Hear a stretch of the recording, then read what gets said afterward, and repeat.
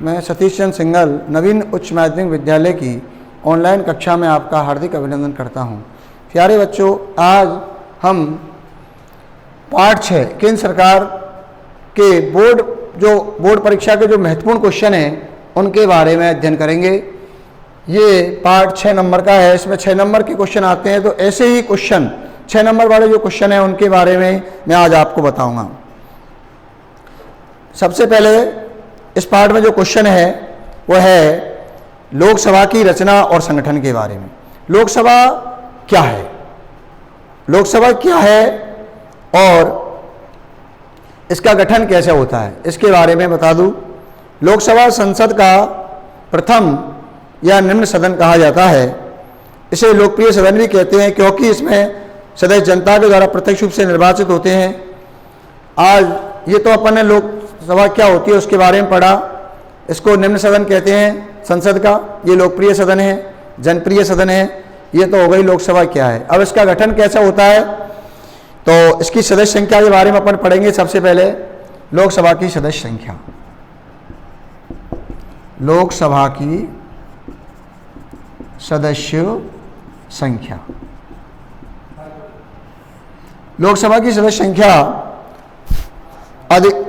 संख्या 500 निश्चित की गई थी, लेकिन समय समय पर इस पर वृद्धि की गई। लोकसभा की अधिकतम सदस्य संख्या 552 हो सकती है, 552 हो सकती है। वर्तमान में 545 है। इनमें 543 निर्वाचित होते हैं राज्यों से और केंद्र शासित प्रदेशों से। 2 सदस्य एंग्लो इंडियंस के राष्ट्रपति के द्वारा मनोनीत किए जाते हैं। इनका चुनाव जनता के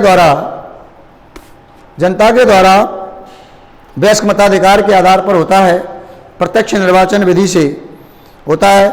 लोकसभा के सदस्यों का कार्यकाल 5 वर्ष का होता है, लेकिन ये समय से पहले भी भंग हो सकती है। लोकसभा के सदस्यों की योग्यता है कि वह भारत का नागरिक हो। लोकसभा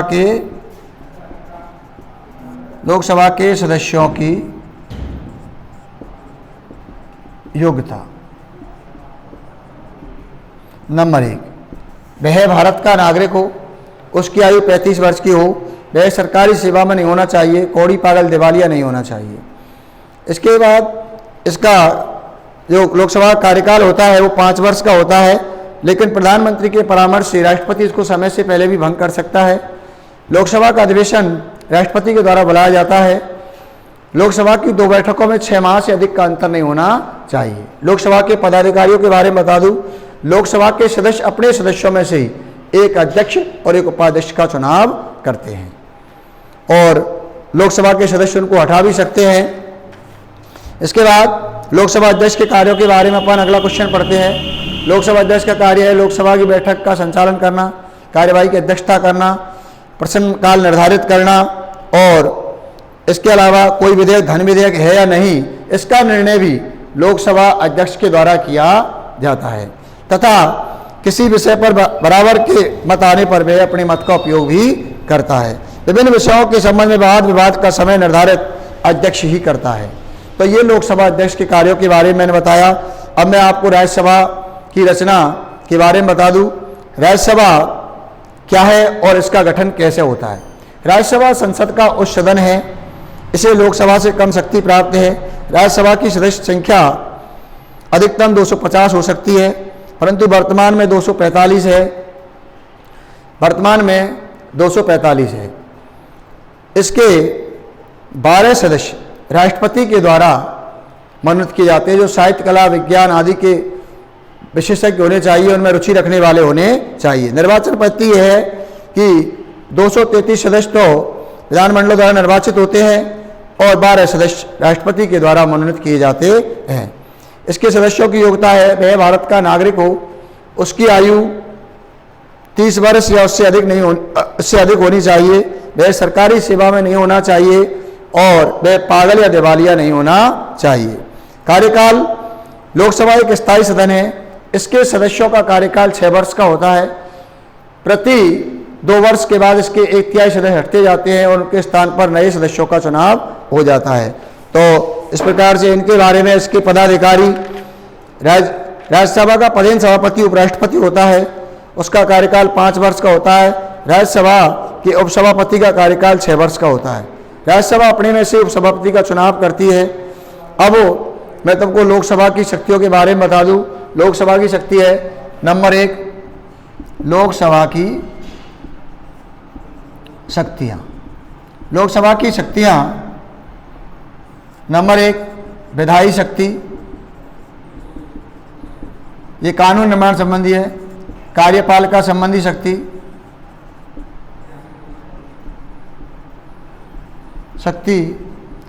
संविधान में संशोधन संबंधी शक्ति,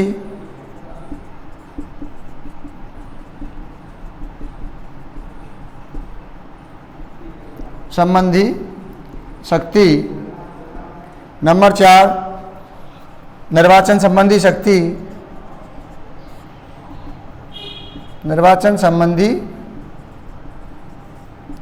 शक्ति, वित्तीय शक्ति आदि। तो ये लोकसभा की शक्तियां हैं। लोकसभा को राज्यसभा से ज़्यादा पावर प्राप्त है, जैसे कार्यपालिका संबंधी, वित्तीय पावर आदि लोकसभा को ज़्यादा है और राज्यसभा को कम है। राज्यसभा की शक्तियों के बारे में अपन पढ़े तो राज्यसभा की शक्तियाँ भी है, जैसे विधायी संबंधी, यही कार्यपालिका संबंधी, संविधान में संशोधन, निर्वाचन संबंधी, वित्तीय शक्ति है, लेकिन कुछ मामलों में इसकी शक्तियाँ कम हैं। अब हम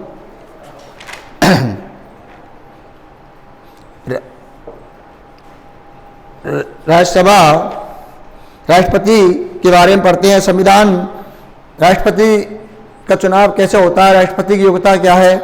तो राष्ट्रपति पद की योग्यता है वह भारत का नागरिक हो, 35 वर्ष की आयु पूरी कर चुका हो और वह सरकारी सेवा में नहीं होना चाहिए, कौड़ी पागल दिवालिया नहीं होना चाहिए। यह राष्ट्रपति के चुनाव की प्रक्रिया है। राष्ट्रपति के चुनाव के लिए अप्रत्यक्ष निर्वाचन पद्धति को अपनाया गया है। यह चुनाव एकल संक्रमण पद्धति के आधार पर होता है। अप्रत्यक्ष निर्वाचन, राष्ट्रपति का चुनाव अप्रत्यक्ष रूप से होता है और एक निर्वाचक मंडल के द्वारा इसमें किया जाता है। इसमें दोनों सदनों के निर्वाचित सदस्य, राज्यों की विधानसभाओं के निर्वाचित सदस्य और केंद्र शासित प्रदेशों के विधानसभाओं के निर्वाचित सदस्य इसमें भाग लेते हैं। एकल संक्रमणीय मत पद्धति, राष्ट्रपति का चुनाव एक विशेष मत पद्धति के अनुसार होता है जिसमें एकल संक्रमणीय मत पद्धति कहते हैं। इस चुनाव में मतदान गुप्त मतपत्र के द्वारा होता है और न्यूनतम कोटा निर्धारित करने के लिए निम्नांक सूत्र अपनाया जाता है। न्यूनतम कोटा बराबर दिए गए वैध मतों की संख्या बटे निर्वाचित होने वाले प्रतिनिधियों की संख्या भाग 1000। राष्ट्रपति को उसके पद से महाभियोग के आधार पर हटाया जा सकता है। जब राष्ट्रपति संविधान के विपरीत आचरण करता है तो उसको महाभियोग के द्वारा उसके पद से हटाया जा सकता है। राष्ट्रपति की शक्तियों के बारे में अपन पढ़ेंगे। अब राष्ट्रपति की शक्तियों को 2 भागों में बांटा गया है, सामान्यकालीन शक्तियाँ और आपातकालीन शक्तियाँ। सामान्यकालीन शक्तियों में कार्यपालिका संबंधी, विधायी शक्ति और इसके अलावा विदेशों में राजनीतिक दूत आदि स्थापित करने की न्यायिक शक्ति, सैनिक शक्ति और वित्तीय शक्ति और कूटनीतिक संबंध आदि स्थापित करने की विभिन्न प्रकार की शक्तियां राष्ट्रपति को प्राप्त होती है। आपातकाल में यह है कि 3 अनुच्छेद 352, 356 और 360 के अंतर्गत राष्ट्रपति को आपातकालीन शक्तियां प्राप्त है। तो इस प्रकार से राष्ट्रपति की शक्तियों को 2 भागों में बांटा गया है, सामान्यकालीन शक्तियां और आपातकालीन शक्तियां। अब अपन मंत्रिपरिषद के बारे में पढ़ते हैं। मंत्रिपरिषद का जो काम है वो क्या होता है, और सबसे पहले अपन प्रधानमंत्री के कार्यों के बारे में पढ़ते हैं। प्रधानमंत्री के कार्य है मंत्रिपरिषद का निर्माण करवाना, यानी प्रधानमंत्री मंत्रिपरिषद का निर्माण करता है। प्रधानमंत्री यह निर्णय करता है कि मंत्रिपरिषद में कितने मंत्री हो और कौन कौन हो। मंत्रिपरिषद के निर्माण के बाद मंत्रियों के विभाग का बंटवारा करता है। मंत्रिपरिषद का कार्य संचालन, शासन के विभिन्न विभागों में समन्वय, लोकसभा का नेता और राष्ट्रपति और मंत्रिमंडल के बीच संबंध स्थापित करता होता है, विभिन्न पद प्रदान करता है।